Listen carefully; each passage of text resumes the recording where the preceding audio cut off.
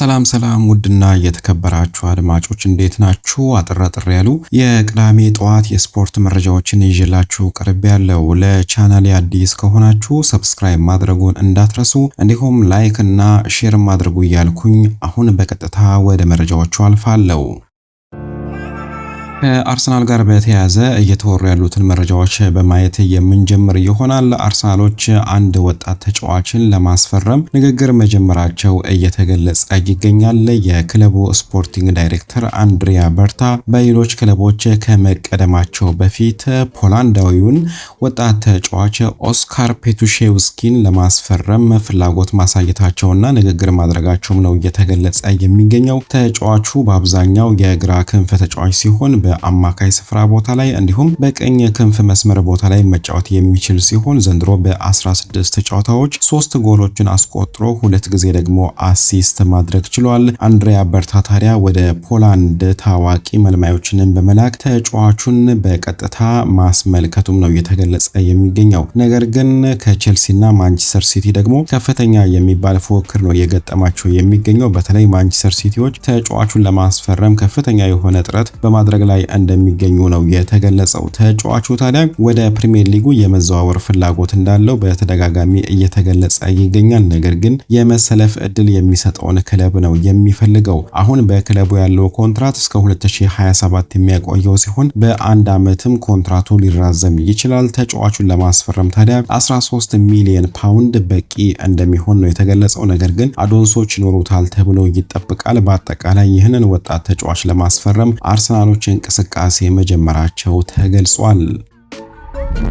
አርሰናሎች በተጨማሪም አንድ ግብ ጠባቂን ወደ ክለባቸው ለማምጣት ፍላጎት ማሳየታቸው እየተገለጸ ይገኛል። በአሁኑ ሰዓት ለሄዴኔም እየተጫወተ የሚገኘውና የቦሩሺያ ዶርትሙንድ ንብረት የሆነው ግብ ጠባቂ ዲያንት ራማጅ በአርሰናሎች እቅድ ውስጥ እንደሚገኝና በቀጣዩ ክረምትም ወደ አርሰናል ሊመጣ እንደሚችል ነው እየተገለጸ የሚገኘው። እንደነገርኳችሁ በውሰት ነው ለሄደንሄም እየተጫወተ የሚገኘው የቦሩሺያ ዶርትሙንድ ንብረት ነው። ተጫዋቹ ታዲያ ከቀድሞ የአርሰናል ግብ ጠባቂ አሮን ራምስዴል ጋርም እየተነጻጸረ የሚገኝ ተጫዋች ነው። ኳሶችን በሚያከፋፍልበት ጊዜ ወይም ደግሞ ኳሶችን በእግሩ ለተጫዋቾች የሚያቃብልበት መንገድ ታዲያ ከአሮን ራምስዴል ጋር እያነጻጸረው ይገኛል።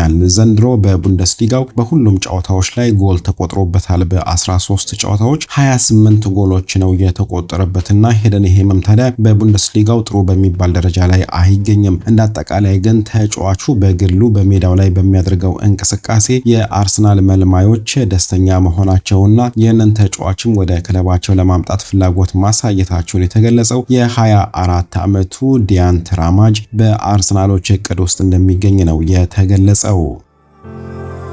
አርሰናሎች ጋብሪኤል ጄሱስን በጥር ዝውውር መስኮት የመልቀቅ እቅድ እንደሌላቸው ተገልጿል። አሰልጣኝ ሚኬል አርቴታም ታዲያ ጋብሪኤል ጄሱስ በዘንድሮ የውድድር ዓመት ቁልፍ ሚና ይጫወታል የሚል እምነት እንዳለው የተገለጸው። በተደጋጋሚ የኤሲኤል ጉዳት ምክንያት ለረጅም ጊዜ ከሜዳ ሲርቅ የነበረው ጋብሪኤል ጄሱስ ከ11 ወር ቆይታ በኋላ ባለፈው በሻምፒዮንስ ሊጉ ተመልሶ በመጫወት ጥሩ የሚባል እንቅስቃሴን አድርጓል። በውስን ደቂቃዎች ታዲያ ከቪክቶር ዮኬሬሽ በተሻለ ሁኔታም በርካታ ኳሶችን ነክቶ ሙከራዎችንም ሲያደርግ ተመልክተነዋል። እንዳጠቃላይ አሁን አርሰናሎች በአጥቂ መስመር ቦታ ላይ በርካታ ተጫዋቾች አላቸውና የነዚህ ተጫዋቾች የመፎካከር ውጤታማነታቸው ላይ መልካም የሆነ ተጽዕኖ ይኖረዋል ተብሎ ነው የሚጠበቀውና አሰልጣኝ ሚኬል አርቴታም ተጫዋቹን የመልቀቅ ፍላጎት እንደሌለው ነው የተገለጸው። ጋብሪኤል ጄሱስ ታዲያ ለብራዚል ብሔራዊ ቡድን ለመመረጥ በማሰብ በጥር ዝውውር መስኮት ወደ ሌላ ቦታ ሊያመራ ይችላል የሚሉ መረጃዎች ነበሩ በስፋት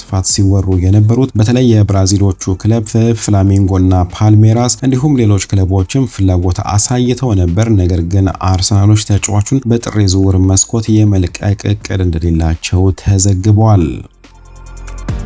ከማንቸስተር ዩናይትድ ጋር በተያያዘ እየተወሩ ያሉትን መረጃዎች ስንመለከት ከትላንትና ጀምሮ ታዲያ የማንቸስተር ዩናይትድ ስም ከሰንደርላንዱ አማካይ ኖዋ ሳዲኪ ጋር እየተነሳ ይገኛል። የዲሞክራቲክ ሪፐብሊክ ኦፍ ኮንጎ አማካይ የሆነው ኖዋ ሳዲኪ ዘንድሮ በሰንደርላንድ ውስጥ ጥሩ የሚባል እንቅስቃሴን እያደረጉ ከሚገኙ ተጫዋቾች ውስጥ አንዱ ነው። በበርካታ ክለቦች እይታ ውስጥ ገብቷል። ቼልሲም ታዲያ ተጫዋቹን በቅርበት እየተከታተለው እንደሚገኝ ነው የተገለጸው። ዩኤስጂ ከተባለው የቤልጂየም ክለብ ነበር ለሰንደርላንድ የፈረመውና ዘንድሮ ጥሩ የሚባል እንቅስቃሴን እያደረጉ ከሚገኙ ተጫዋቾች ውስጥ አንዱ ነው። ሰንደርላንዶችን በፕሪሚየር ሊጉ ምርጥ የሚባል አጀማመርን እንዲያደርጉ ከረዱ ተጫዋቾች ውስጥ አንዱ ነውና ይህ ተጫዋች አሁን በማንቸስተር ዩናይትድ እቅድ ውስጥ መያዙ ነው እየተገለጸ የሚገኘው። ከተጫዋቹ ጋር በተያያዘ ያለውን ሁኔታን ለማጣራትም ዩናይትዶች ለተጫዋቹ ወኪሎች ጥያቄ ማቅረባቸው ነው እየተገለጸ የሚገኘው። ቸልሲዎችም ታዲያ ከሰንደርላንድ ባለስልጣናት ጋር ከተጫዋቹ ጋር በተያያዘ ሁኔታዎችን ለማጣራት ንግግር ማድረጋቸው ነው እየተገለጸ የሚገኘው። እንዳጠቃላይ ተጫዋቹ እስከ 2030 በሰንደርላንድ የሚያቆይ ኮንትራት ስላለው ሰንደርላንዶች ያን ያህል የሚያሳስባቸው ነገር የለም። ነገር ግን ተጫዋቹ ላይ አሁን ፍላጎቶች መበርከታቸው ነው እየተገለጸ የሚገኘውና የክለቡ አሰልጣኝም ከተጫዋቹ ጋር በተያያዘ ጥያቄ ቀርቦላቸው ተጫዋቾቻችን ላይ ፍላጎት መኖሩ ለኛ መልካም ዜና ነው፣ በጥሩ ደረጃ ላይ እንደምንገኝ ያሳያል ሲል ነው የገለጸው። እንዳጠቃላይ ግን ተጫዋቹ የ5 ዓመት ኮንትራት ስለሚቀረው ያን ያህል የሚያሳስበን ነገር የለም ሲል ሬጂስ ሌብሪስ ተናግሯል። ማንቸስተር ዩናይትዶች ሪያል ማድሪድን በመርታት አዳም ዋርተንን ሊያስፈርሙ እንደሚችሉ ከወደ ስፔን እየወጡ ያሉ መረጃዎች ይጠቁማሉ። ማንቸስተር ዩናይትዶች ታዲያ ለተጫዋቹ ዝውውር ሊጠየቅ ይችላል የተባለውን 100 ሚሊዮን ዩሮ የመክፈል ፍላጎት እንዳላቸው እየተገለጸ ይገኛል። ሪያል ማድሪዶች ግን ይህንን ለማድረግ ዝግጁ እንዳልሆኑ የተገለጸውና ፊታቸውን ታዲያ በበርካታ ክለቦች እይታ ውስጥ ወደሚገኘው የኤዜ አልከማሩ ኪስ ስሚት ሊያዞሩ እንደሚችሉ ነው እየተገለጸ የሚገኘው። አጠቃላይ ግን ማንቸስተር ዩናይትዶች አዳም ዋርተንን ለማስፈረም 100 ሚሊዮን ዩሮ ድረስ ለመክፈል ፈቃደኛ መሆናቸው እየተገለጸ ይገኛል። ይህ ዝውውር ታዲያ ሊሳካ የሚችለው በቀጣዩ ክረምት ነው። በ2024 ከብላክበርን ወደ ክሪስታል ፓላስ የተዘዋወረው አዳም ዋርተን እስከ 2029 የሚያቆይ ኮንትራት ያለው ሲሆን በርካታ ክለቦችም እየተመለከቱት ይገኛሉ። ሪያል ማድሪዶችም ታዲያ ወደ ክለባቸው የማምጣት ፍላጎት ነበራቸው። ነገር ግን አሁን ለተጫዋቹ እየተጠየቀ ያለው ዋጋና ሌሎች ክለቦች ለመክፈል ፈቃደኛ መሆናቸውን ተከትሎ ሪያል ማድሪዶች ፍላጎታቸውን ያነሳሉ ተብሎ ይጠበቃል። ዩናይትዶች ታዲያ በቀጣዩ ክረምት በርካታ የአማካይ ስፍራ ተጫዋቾችን ለማስፈረም ጥረት ያደርጋሉ ተብሎ ይጠበቃል። አሁን ያሉት የአማካይ ስፍራ ተጫዋቾች ሙሉ በሙሉ ሊቀየሩ እንደሚችሉ ነው የተገለጸው። ከእድሜ ጋር በተያያዘ ታዲያ ብሩኖ ፈርናንዴሽ እና ካዘሚሮ ክለቡ ሊለቁ እንደሚችሉ ነው የተገለጸ የሚገኘው። ካዘሚሮ አሁን ላይ 33ኛው እድሜ ላይ ይገኛል። ፈርናንዴስ ደግሞ በ31ኛው እድሜ ላይ ይገኛል። እንዳጠቃላይ ብሩኖ ፈርናንዴስ የማንቸስተር ዩናይትድ ምርጡ ተጫዋች ነው። ጎሎችን የሚፈጥር እንዲሁም ጎሎችን የሚያስቆጥር ተጫዋች ነው። ነገር ግን ኢኒዮሶች በርካታ የአማካይ ስፍራ ተጫዋቾችን እየተመለከቱ ስለሚገኙና በቀጣዩ ክረምት ለማስፈረም ደግሞ የግድ ገንዘብ ስለሚያስፈልጋቸው አሁን ላይ ክለብ ውስጥ ያለውና ደና ገንዘብ ሊያስገኝ የሚችለው ብሩኖ ፈርናንዴስ ስለሆነ በዚህ ምክንያት ብቻ ሊሸጡት እንደሚችሉ ነው እየተገለጸ የሚገኘው። የሳውዲ ፕሮ ሊግ ክለቦች ተጫዋቹን ለማስፈረም በቀጣዩ ክረምት ጥረት ያደርጋሉ ተብሎ ይጠበቃል። ዩናይትዶች ታዲያ የብራይተኑን ካርሎስ ባሌባ እንዲሁም የኖቲንግሃም ፎረስቱን ኤሊየት አንደርሰንን እየተመለከቱት እንደሚገኙ ነው የተገለጸው። አስቀድሜ እንደነገርኳችሁ የኖዋ ሳዲቂ ስምም ተነስቷል። እንዲሁም አዳም ዋርተንም ስሙ እየተጠቀሰ ይገኛልና እነዚህን ተጫዋቾች ለማስፈረም ከፍተኛ የሆነ ገንዘብ ያስፈልጋቸዋል። አብዛኞቹ ታዲያ እስከ 100 ሚሊዮን ዩሮ ይጠይቃሉ ተብሎ ነው የሚጠበቀው። ይህንን ታዲያ ለማስቻቻል ብቸኛው አማራጫቸው ብሩኖ ፈርናንዴሽን መሸጥ እንደሆነ ነው የተገለጸውና በቀጣዩ ክረምት ብሩኖ ፈርናንዴሽ ሊሸጥ እንደሚችል ተዘግቧል። ሊቨርፑሎች አንድ ወጣት ተጫዋች ለማስፈረም መስማማታቸው እየተገለጸ ይገኛል። ገና የ15 ዓመት ታዳጊ የሆነውና የተከላካይ መስመር ተጫዋች የሆነው ጃራ ጂኬሚ ወደ ሊቨርፑል ለመዘዋወር መስማማቱ ነው የተገለጸውና ለሴልቲክ እየተጫወተ የሚገኝ የመሃል ሜዳ ተከላካይ ነው። ሊቨርፑሎች ታዲያ ይህንን ተጫዋች ለረጅም ወይም ደግሞ ለአካዳሚው ነው ያስፈረሙትና ቢያንስ 3 እና 4 ዓመታትን ሊፈጅበት ይችላል ለዋናው ቡድኑ ለመጫወት ማለት ነው። በቅርቡ ታዲያ ጆቫኒ ሊዮኒን ፓርማ ማስፈረማቸው ይታወቃል። በጉዳት ምክንያት አሁን ከሜዳ ርቆ ቢገኝም ማለት ነው። እንዳጠቃላይ ግን ወጣቱን ዳራጂ ኬሚን ያስፈረሙ ሲሆን እነ ማርክ ጌሂ አሁንም ስማቸው ከሊቨርፑል ጋር መያያዙን ቀጥሏል። በጥር የዝውውር መስኮት ካልሆነም ደግሞ በክረምቱ ተጫዋቹን ያስፈርሙታል ተብሎ ነው የሚጠበቀው። ነገር ግን አሁን አንድ ሌላ ታዳጊ ወጣት ተጫዋችን ማስፈረማቸው ተዘግቧል። ሊቨርፑሎች ታዲያ የክንፍ መስመራቸውን ማጠናከር ይፈልጋሉና በርካታ ተጫዋቾች ስማቸው ከነሱ ጋር በመያያዝ ላይ ይገኛል። ባለፈው ክረምት በርካታ ተጫዋቾችን የሸጡት ሊቨርፑሎች አሁንም ተጫዋቾችን ለማምጣት በቂ ገንዘብ እንዳላቸው ነው እየተገለጸ የሚገኘው። በዚህም መሰረት ዘንድሮ ወደ አርቢ ላይፕዚግ ተዘዋውሮ ጥሩ የሚባል እንቅስቃሴ እያደረገ የሚገኘውን ያን ዲዮማንድን እየተመለከቱት እንደሚገኙ ነው የተገለጸው። ተጫዋቹን ታዲያ ለማስፈረም ማንቸስተር ሲቲዎችም ፍላጎት ማሳየታቸው ተገልጿል። የ19 ዓመቱ የክንፍ ተጫዋች ታዲያ በ15 ጨዋታዎች 11 ጎሎች ላይ መሳተፍ ችሏል። በዚህ ውድድር ዓመት ማለት ነው። በ20 ሚሊዮን ዩሮ ነበር አርቢ ላይፕዚጎች ተጫዋቹን ባለፈው ክረምት ከሲዲ ሌጋኔስ ከስፔኑ ክለብ ያስፈረሙትና አሁን ለተጫዋቹ እስከ 100 ሚሊዮን ዩሮ እንደሚጠይቁም ነው የተገለጸው። እስከ 2030 በክለቡ የሚያቆይ ኮንትራት አለው። ቼልሲ፣ ቶተንሃም ሆትስፐር እና ማንቸስተር ሲቲ ተጫዋቹን በቅርበት እየተመለከቱ የሚገኙ ክለቦች ናቸው። በአጠቃላይ ሊቨርፑሎች ባለፈው ዓመት ሉዊስ ዲያዝን ከለቀቁት በኋላ በክንፍ መስመር ቦታ ላይ ደከም ብለው ታይተዋል። የሞሐመድ ሳላ ብቃት መውረድ እንዲሁም ተጫዋቹ በቅርቡ ታዲያ ስሙ ከሳውዲ ፕሮ ሊግ ክለቦች ጋር መያያዝ መጀመር እንዲሁም የኮዲ ጋክፖ፣ ፌዴሪኮ ኬዛ ወጥ የሆነ ብቃት አለማሳየትና በጉዳትና በህመም ምክንያት በተደጋጋሚ ከክለቡ መራቃቸው አሁን ሊቨርፑሎች የክንፍ ተጫዋች እንዲያስፈርሙ ያደርጋቸዋል ተብሎ ነው የሚጠበቀው። አሰልጣኝ አርኔ ስሎት ታዲያ በቅርቡ 4-4-2 ዲያመንድ ሲስተምንም መጠቀም ጀምረዋል። ዶሚኒክ ሶቦዝላይን በክንፍ መስመር ቦታ ላይ በማሰለፍ ማለት ነው። ነገር ግን አሁን ትክክለኛ የሆነ የክንፍ ተጫዋች ለማስፈረም ፍላጎት እንዳላቸው ተገልጿል። ያን ዲዮማንድ አንዱ እንደሆነ ነው እየተገለጸ የሚገኘው። በተጨማሪም የአንቷን ሴሜኒዮ ጉዳይ አለ። አንቷን ሴሜኒዮንም ለማስፈረም ግን ከነ ማንቸስተር ሲቲ እንዲሁም ቶተንሃም ሆትስፐር ጋርም መፎካከር አስፈላጊ እንደሆነ ነው የተገለጸው። ተጫዋቹ የውል ማፍረሻ አለው። ነገር ግን ክለቦች የተሻለ ደሞዝና የመሰለፍ ዕድልን በማቅረብ ተጫዋቹን ለማሳመን ጥረት ያደርጋሉ ተብሎ ይጠበቃል። እንዳጠቃላይ የያን ዲዮማንድ ስም አሁን በተደጋጋሚ ከሊቨርፑል ጋር በመነሳት ላይ ይገኛል። ከአሰልጣኝ አርኔ ስሎት ጋር በተያያዘ ታዲያ አሰልጣኙ አሁንም በሊቨርፑል ይቆያሉ ተብሎ ነው የሚጠበቀው። ሊቨርፑሎች በአብዛኛው አሰልጣኞችን ተቻኩለው ሲያሰናብቱ አንመለከታቸውምና በብዛት አሰልጣኞች ላይ ትዕግስት አላቸው። ስለዚህ አሰልጣኝ አርኔ ስሎት በክለቡ ይቆያል ተብሎ ነው የሚጠበቀው። የሻቢ አሎንሶ ስም በተደጋጋሚ እየተነሳ ይገኛል። አርኔ ስሎት የሚሰናበት ከሆነና ሪያል ማድሪዶችም ሻቢ አሎንሶን የሚያሰናብቱት ከሆነ ወደ ሊቨርፑል ሊመጣ ይችላል የሚሉ መረጃዎች ናቸው በስፋት እየተነሱ የሚገኙት። አሁን ላይ ባለው ሁኔታ ሪያል ማድሪዶች ለጊዜው ሻቢ አሎንሶን ለማሰናበት የነበራቸውን እቅድ አቋርጠዋል። በቀጣይ ባሉት 3 ጨዋታዎች ላይ ታዲያ አሰልጣኙን ይመለከቱታል ተብለው ይጠበቃል። በዚህ ሳምንት መጨረሻ በላሊጋው አላቬስን የሚገጥሙ ይሆናል። በሳምንቱ አጋማሽ ከታላቬራ ጋር በኮፓ ዲላሬ የሚገጥሙ ሲሆን በቀጣዩ ሳምንት መጨረሻ ደግሞ ሲቪያን የሚገጥሙ ነው የሚሆነው። ስለዚህ እነዚህ 3ቱ ጨዋታዎች ለአሰልጣኝ ሻቢ አሎንሶ በክለቡ መቆየት ሚና እንደሚኖራቸው የተገለጸው። አሰልጣኙ እነዚህን ጨዋታዎች ማሸነፉ ብቻ ሳይሆን የሚያሸንፍበት መንገድም እንደሚታይ ነው የተገለጸው። ከዛ በኋላ የክለቡ ባለስልጣናት ውሳኔያቸውን ያስተላልፋሉ ተብሎ ይጠበቃል። ከዛ በተረፈ የየርገን ክሎፕ ስም ከሪያል ማድሪድ ጋር እየተያዘ እንደሚገኝ ይታወቃል። አሁን ላይ ባለው ሁኔታ ግን የርገን ክሎፕ ወደ አሰልጣኝነት የመመለስ እቅድ እንደሌለው ነው የተገለጸው። እዛው በሬድ ቡል ግሩፖች ውስጥ በኃላፊነቱ ይቀጥላል ተብሎ ይጠበቃል።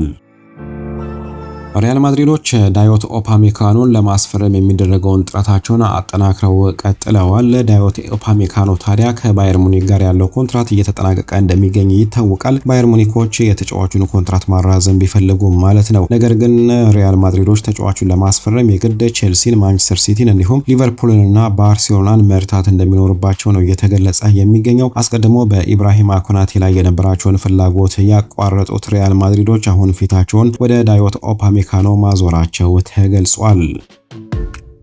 ሪያል ማድሪዶች የማንቸስተር ሲቲውን አጥቂ ኤርሊንግ ሃላንድን የማስፈረም ፍላጎት ቢኖራቸውም ተጫዋቹ ግን በሲቲ እንደማይሸጥ ነው እየተገለጸ የሚገኘው። እንደሚታወቀው ኤርሊንግ ሃላንድ እስከ 2034 በሲቲ የሚያቆየውን ኮንትራት መፈራረሙ ይታወቃል። ስለዚህ ማንቸስተር ሲቲዎች ያን ያህል የሚያሳስባቸው ነገር የለም። ተጫዋቹም በማንቸስተር ሲቲ በርካታ ስኬቶችን በማሳካት የክለቡ ሌጀንድ የመሆን ፍላጎት እንዳለው የተገለጸው። በፕሪሚየር ሊግ ውስጥ ያሉትን ሪከርዶች በሙሉ የማሻሻል ፍላጎትም እንዳለው እየተገለጸ ይገኛል። በአጠቃላይ ኤርሊንግ ሃላንድ በሪያል ማድሪድ እቅድ ውስጥ ቢገኝም ተጫዋቹን ግን ማንቸስተር ሲቲዎች እንደማይሸጡት ነው የተገለጸው። ሪያል ማድሪዶች ሌላ አንድ ወጣት ተከላካይንም እየተመለከቱ ይገኛሉ። በዚህም መሰረት ተጫዋቹን በቀጣዩ ክረምት ለማስፈረም ከበርካታ ክለቦች ጋር ይፎካከራሉ ተብሎ ይጠበቃል። ሪያል ማድሪዶች ታዲያ ወጣት ፈረንሳውያንን ከፈረንሳይ ሊጎች በማስፈረም ብዙ ጊዜ ተሳክቶላቸዋል። እነ ራፋኤል ቫራንን ማስታወስ ይቻላል። ከዛ በተረፈም ታዲያ እነ ኦሬሊን ሾሚኒ፣ ኤድዋርዶ ካማቪንጋን የመሳሰሉ ወጣት ተጫዋቾችን አስፈርመዋል። አሁን ደግሞ የስታድ ሬኔውን ተጫዋች ጄሬሚ ጃኬን እየተመለከቱት እንደሚገኙ ነው የተገለጸው። ተጫዋቹን ለማስፈረምም ከነ አርሰናል ጋር ይፎካከራሉ ተብሎ ይጠበቃል። የሳውዲ ፕሮ ሊግ ክለቦችም ተጫዋቹን እየተመለከቱት እንደሚገኙ ነው የተገለጸው። የ20 ዓመቱ ጄሬሚ ጃኬ ታዲያ በሁሉም የዘንድሮ የፈረንሳይ ሊግ አንድ ጨዋታዎች ላይ ተሰልፎ መጫወት የቻለ ተጫዋች ነው። እስከ 2019ም በክለቡ የሚያቆይ ኮንትራት አለው። ሪያል ማድሪዶች በተከላካይ መስመር ቦታ ላይ በርካታ ተጫዋቾች እየተጎዱባቸው ይገኛሉ።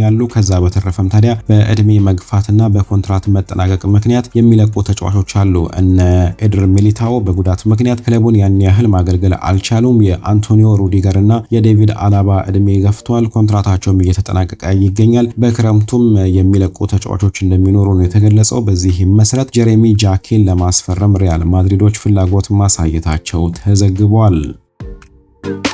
አሰልጣኝ ሻቢ አሎንሶ በቀጣይ ከአላቬስ ጋር በሚደረገው ጨዋታ ላይ ወደ 11 የሚጠጉ ተጫዋቾችን በጉዳትና በቅጣት ምክንያት አገልግሎታቸውን አያገኝምና ይህን ጨዋታ ለማሸነፍ ሊቸገር እንደሚችል ነው በስፋት እየተገለጸ የሚገኘው። ኤንድሪክ፣ ፍራን ጋርሲያ እንዲሁም አልቫሮ ካሬራስ ባለፈው በነበረው ጨዋታ ላይ በተመለከቱት የቀይ ካርድ ምክንያት በዚህ ጨዋታ ላይ መሳተፍ አይችሉም። 3 ተጫዋቾች ማለት ነው። ትሬንት አሌክዛንደር አርኖልድ፣ ዳኒ ካርቫሃል፣ ዴቪድ አላባ፣ ፈርላን ሜንዲ እንዲሁም ኤደር ሚሊታኦ 5 ተጫዋቾች ደግሞ በጉዳት ምክንያት ከዚህ ጨዋታ ውጪ መሆናቸው ተገልጿል።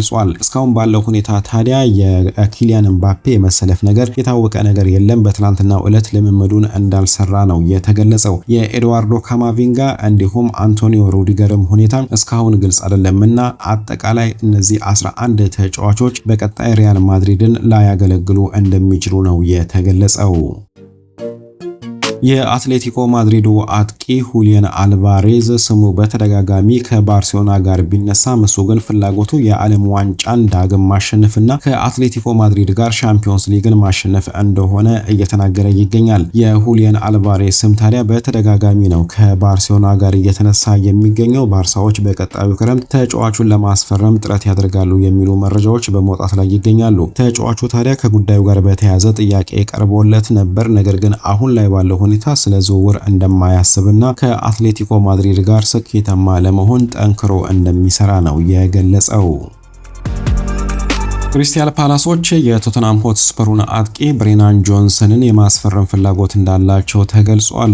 ክሪስታል ፓላሶች ታዲያ ተጫዋቹን በጥር የዝውውር መስኮት ለማስፈረም ማቀዳቸው ነው የተገለጸው። የ24 ዓመቱን ዌልሳዊውን በመጠቀም በቀጣይ ዓመት በአውሮፓ ሻምፒዮንስ ሊግ ለመሳተፍ የሚያደርጉትን ጥረታቸውን እንዲያጠናክርላቸው ይፈልጋሉ። ክሪስታል ፓላሶች አሁን በፕሪሚየር ሊጉ 4ኛ ደረጃ ላይ ይገኛሉና ይህንን ውጤታቸውን ለማስቀጠል የአጥቂ መስመራቸውን ማጠናከር እንደሚፈልጉ ነው የተገለጸውና ቶተንሃም ሆትስፐሮችም ተጫዋቹን የመሸጥ ፍላጎት እንዳላቸው ተገልጿል። ሌላ ተጫዋች ማስፈረም ስለሚፈልጉ ማለት ነው። ይህንን እድል በመጠቀም ክሪስታል ፓላሶች ብሬናን ጆንሰንን ወደ ሴሉስት ፓርክ ስቴዲየም የማምጣት ፍላጎት እንዳላቸው ተዘግቧል። ቶተንሃም ሆትስፐሮች ደግሞ ለቦርንሞዙ የክንፍ ተጫዋች አንቷን ሴሜኒዮ ከፍተኛ የሆነ ደሞዝ ማዘጋጀታቸው እየተገለጸ ይገኛል። የተጫዋቹ ስም ታዲያ ከማንቸስተር ሲቲ እና ሊቨርፑል ጋርም እየተነሳ ይገኛል። ነገር ግን ቶተንሃም ሆትስፐሮች ከፍተኛ የሆነ ደሞዝ ከሌሎች ክለቦች በተሻለ ሁኔታ በማቅረብ ማለት ነው ተጫዋቹን ለማስፈረም ማቀዳቸው ነው የተዘገበው። ቼልሲዎች የኤዜ አልከማሩን አማካይ ኪስ ስሚትን ለማስፈረም የሚደረገውን ፉክክር በመምራት ላይ እንደሚገኙ ተገልጿል። ኪስ ስሚት ታዲያ በኒውካስል ዩናይትድ፣ ማንቸስተር ዩናይትድ፣ ቶተንሃም ሆትስፐር፣ ሪያል ማድሪድ እና ሌሎች ክለቦችም እይታ ውስጥ ይገኛል። ነገር ግን ቼልሲዎች አሁን ተጫዋቹን ለማስፈረም የሚደረገውን ጥረት በመምራት ላይ እንደሚገኙ ነው የተዘገበው። አድማጮች አሁን ደግሞ ዛሬ የሚደረጉትን የእንግሊዝ ፕሪሚየር ሊግ ጨዋታዎች እንመልከት። በዛሬው ዕለት 4 የፕሪሚየር ሊግ ጨዋታዎች ይደረጋሉ። ቀሪዎቹ ታዲያ ነገ የሚደረጉ ጨዋታዎች ናቸው። ዛሬ ቼልሲ ከኤቨርተን እንዲሁም ሊቨርፑል ከብራይተን በተመሳሳይ ጨዋታቸውን 12 ሰዓት ላይ የሚያደርጉ ነው የሚሆነው። ቼልሲዎች ታዲያ በቅርቡ ውጤት እየራቃቸው ይገኛል። ቼልሲዎች አሁን በፕሪሚየር ሊጉ 5ኛ ደረጃ ላይ ይገኛሉ። ኤቨርተኖች ደግሞ 7ኛ ደረጃ ላይ ነው የሚገኙት። በመሃላቸው ያለው የአንድ ነጥብ ልዩነት ብቻ ነው። ስለዚህ ኤቨርተኖች ዛሬ አሸንፈው ቼልሲዎችን በደረጃ ለመብለጥ ነው ጥረት የሚያደርጉት። እንዳጠቃላይ ቼልሲዎች 25 ነጥብ ያላቸው ሲሆን ኤቨርተኖች ደግሞ 24 ነጥብ ነው ያላቸው። ነገር ግን ጨዋታው ስታንፎርድ ብሪጅ ላይ መሆኑ ለኤቨርተን ሊከብደው እንደሚችል ነው እየተገለጸ የሚገኘው። ነገር ግን የቼልሲዎች የቅርብ ጊዜ ብቃታቸው ጥሩ የሚባል አይደለም። በሻምፒዮንስ ሊጉ ከመሩ በኋላ በአታላንታ 2-1 በሆነ ውጤት መሸነፋቸው ይታወቃል። ከዛ አስቀድሞ ደግሞ በፕሪሚየር ሊጉ 3 ጨዋታዎችን ማሸነፍ አልቻሉም። ከአርሰናል ጋር አቻ ወጥተው በሊድስ ዩናይትድ ተሸንፈው ከቦርንሞዝ ጋርም በአቻ ውጤት አጠናቋልና ዘንድሮ ከመሩ በኋላ 8 ጊዜ በሜዳቸው ማለት ነው 8 ነጥቦችን መጣል ችለዋል። በአጠቃላይ አሰልጣኝ ኤንዞ ማሬስካ በተደጋጋሚ ነው አሰላለፋቸውን በመቀያየር ላይ የሚገኙት። 46 የተለያየ አሰላለፍ ይዘው ወደ ሜዳ ገብተዋል ካለፈው ዓመት ጀምሮ ማለት ነው። በዚህም ታዲያ በፕሪሚየር ሊግ ውስጥ ከሚገኙ ከየትኛውም ክለብ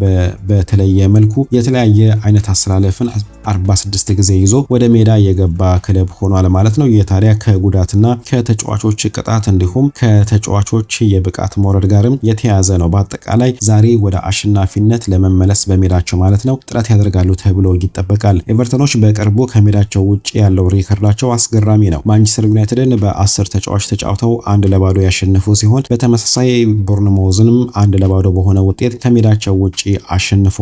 ለመጨረሻ ጊዜ 3 ጨዋታዎችን በተከታታይ ከሜዳቸው ውጪ ያሸነፉት በ2008 ነውና ያንን ታሪክ ዛሬ ለመድገም ጥረት ያደርጋሉ ተብሎ ይጠበቃል። ኢድሪሳ ጉዬ ታዲያ ከቅጣት መልስ ዛሬ ይሰለፋል ተብሎ ይጠበቃል። ቲም ኤኖግቡናም እንዲሁ ቅጣቱን ጨርሷል። በዛሬው ጨዋታ ላይ ይሰለፋል ተብሎ ነው የሚጠበቁት። ሁለቱ ክለቦች ባደረጉት ባለፉት 30 የስታንፎርድ ብሪጅ የሜዳ ጨዋታ ታዲያ ቼልሲዎች አንዱንም አልተሸነፉም። 17ቱን አሸንፈው 13 ጊዜ ደግሞ በአቻ ውጤት አጠናቀዋል። በቅርቡ ታዲያ 6-0 እና 1-0 በሆነ ውጤት ስታንፎርድ ብሪጅ ላይ ኤቨርተንን ማሸነፍ ችለዋል።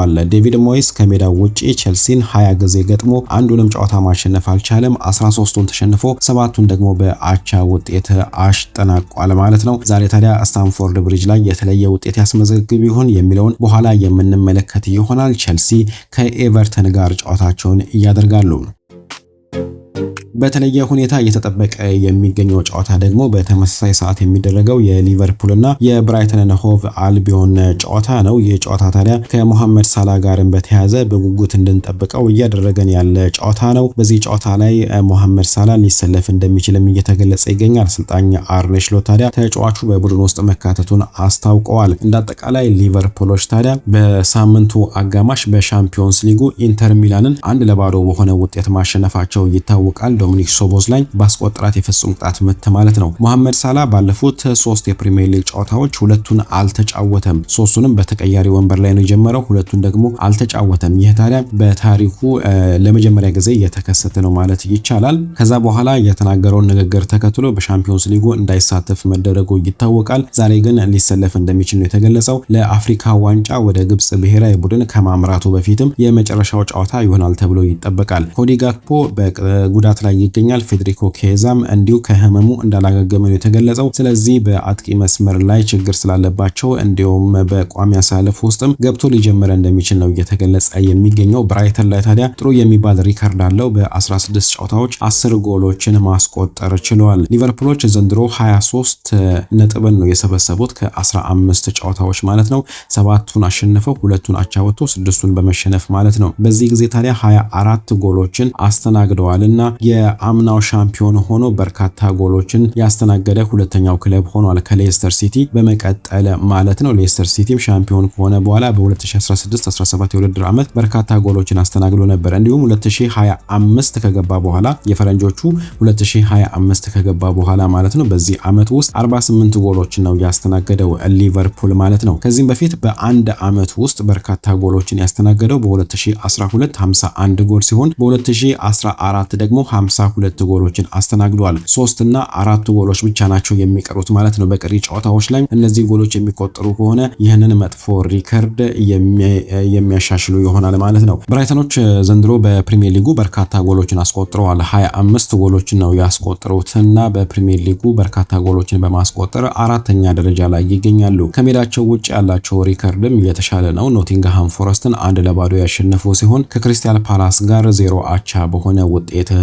አጠናቋልና ባለፉት 2 ከሜዳቸው ውጪ ባደረጉት ጨዋታ ጎል አልተቆጠረባቸውም። ዛሬ ታዲያ ለሶስተኛ ጊዜ ከሜዳቸው ውጪ ጎል እንዳይቆጠርባቸው ለማድረግ ነው የሚንቀሳቀሱት። በ2020 ነው ለመጀመሪያ ጊዜ በ3 ከሜዳቸው ውጪ ባደረጉት ጨዋታ ጎል ሳይቆጠርባቸው የወጡት። ነገር ግን በአስቶን ቪላ 4-3 ተሸንፈው እንዲሁም 1 አቻ በሆነ ውጤትም አጠናቋል በሜዳቸው ማለት ነው። የዲሴምበር ወር ደግሞ የሚወዱት ወር አይደለም ማለት ይቻላል።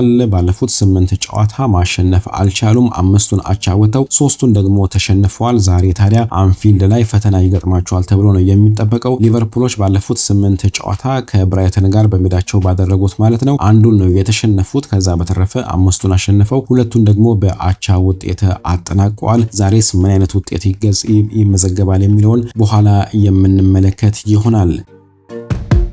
በመቀጠል ምሽት ላይ በርንሌ ከፉልሃም ጋር ጨዋታቸውን የሚያደርጉ ሲሆን 5 ሰዓት ላይ ደግሞ የሊጉ መሪ አርሰናል የመጨረሻ ደረጃ ላይ የሚገኘውን ወልቨርሃምፕተን ወንደርስን የሚገጥም ነው የሚሆነው። አንደኛና 20ኛ ደረጃ ላይ የሚገኙ ክለቦች ናቸው ማለት ነው አርሰናልና ወልቨርሃምፕተን ወንደርስ ምሽት ላይ ሲገናኙ። አርሰናሎች ታዲያ ባለፈው ሳምንት ከደረሰባቸው የአስቶን ቪላ የፕሪሚየር ሊግ ሽንፈት ለማገገም ነው ዛሬ በመጨረሻ ደረጃ ላይ የሚገኘውን ክለብ የሚገጥሙት። በሳምንቱ አጋማሽ ክለብ ብሩጅን በአሳማኝ ሁኔታ 3-0 በሆነ ውጤት በሻምፒዮንስ ሊጉ ማሸነፋቸው ይታወቃል። ከዛ በተረፈ በሜዳቸው ያላቸውን ምርጥ ሪከርድም ለማስቀጠል ነው ዛሬ አርሰናሎች ጥረት የሚያደርጉት። ያለፉትን 4 ጨዋታዎች አሸንፈዋልና 5ኛ ተከታታይ ጨዋታቸውን ለማሸነፍ ነው ዛሬ ጥረት የሚያደርጉት። እንዲሁም የመጨረሻ ደረጃ ላይ ያሉ ክለቦች ላይ ያላቸው ሪከርድም ጥሩ የሚባል ነው። ባለፉት 7 ጨዋታዎች በተከታታይ በሜዳቸው ማሸነፍ ችለዋል ማለት ነው። የተከላካይ መስመራቸው በቅርቡ ጎሎችን በብዛት እያስተናገደ ይገኛል። በአጠቃላይ 9 ጎሎችን ነው ያስተናገደው። በቅርቡ ግን በ5 ጨዋታዎች ብቻ 6 ጎሎችን አስተናግደዋል። በመጀመሪያዎቹ 10 ጨዋታዎች 3 ጎሎችን ያስተናገዱ ሲሆን በቅርቡ ደግሞ በ5 ጨዋታዎች 6 ጎሎችን አስተናግደዋል። ይህ ታዲያ ከጋብርኤል ማጋሌሽ፣ ዊሊያም ሳሊባና ክሪስቲያን ሞስኬራ ጉዳት ጋርም የተያያዘ ነው። እንደ አጠቃላይ ዴክላን ራይስ ከህመሙ አገግሞ በዚህ ጨዋታ ላይ ይሳተፋል ተብሎ ይጠበቃል። ከዛ በተረፈ ኖኒ ማድዌኬ በሳምንቱ አጋማሽ ጥሩ የሚባል እንቅስቃሴ ቢያደርግም ቡካዮ ሳካ ዛሬ ወደ አሰላለፍ ይመለሳል ተብሎ ነው የሚጠበቀው። ወልቨርሃምፕተን ወንደርሶች ዘንድሮ ምንም አይነት ጨዋታ አላሸነፉም። 2 ነጥብ ብቻ ነው ያላቸው 2 ጨዋታዎችን አቻ በማጠናቀቅ ማለት ነው። አዲሱ አሰልጣኝ ሮብ ኤድዋርድስ ያደረጋቸውን 4ቱንም ጨዋታዎች ተሸንፏል። በመጨረሻው ደረጃ ላይ ነው የሚገኙትና ወልቨርሃምፕተን ወንደርሶች ወደ ታችኛው ዲቪዚዮን የመውረዳቸው እድል ሰፊ እንደሆነ ነው በብዛት እየተዘገበ የሚገኘው። ባለፉት 19 ጨዋታዎች ማሸነፍ አልቻሉም። እንዲሁም ያለፉትን 8 ተከታታይ ጨዋታዎች በተከታታይ ተሸንፈዋል። 8ቱን ጨዋታዎች ማለት ነው። አሁን 15ኛው ሳምንት ላይ እንገኛለን። 15ቱንም ጨዋታ ማሸነፍ አልቻሉም። በአንድ የውድድር ዓመት ከዚህም በፊት በርካታ ጨዋታዎችን ማሸነፍ ያልቻሉ ክለቦች QPR ነው። በ2012-13 የውድድር ዓመት 16ቱንም ጨዋታ አላሸነፈም። የመጀመሪያዎቹን 16 ጨዋታ ማለት ነው። ሼፊልድ ዩናይትድ ደግሞ በ2020-21 የውድድር ዓመት 17 ጨዋታዎችን አላሸነፈም ማለት ነው። ወልቨርሃምፕተን ወንደርሶችም ታዲያ ወደዚህ ሪከርድ እያመሩ ያለ ነው የሚመስለው። አርሰናሎች ባለፉት 35 ጨዋታዎች ከወልቨርሃምፕተን ወንደርስ ጋር ባደረጉት ጨዋታዎች በተከታታይ ጎል አስቆጥረዋል ከ1979 ጀምሮ ማለት ነው። እንዲሁም ካለፉት 14 ጨዋታዎች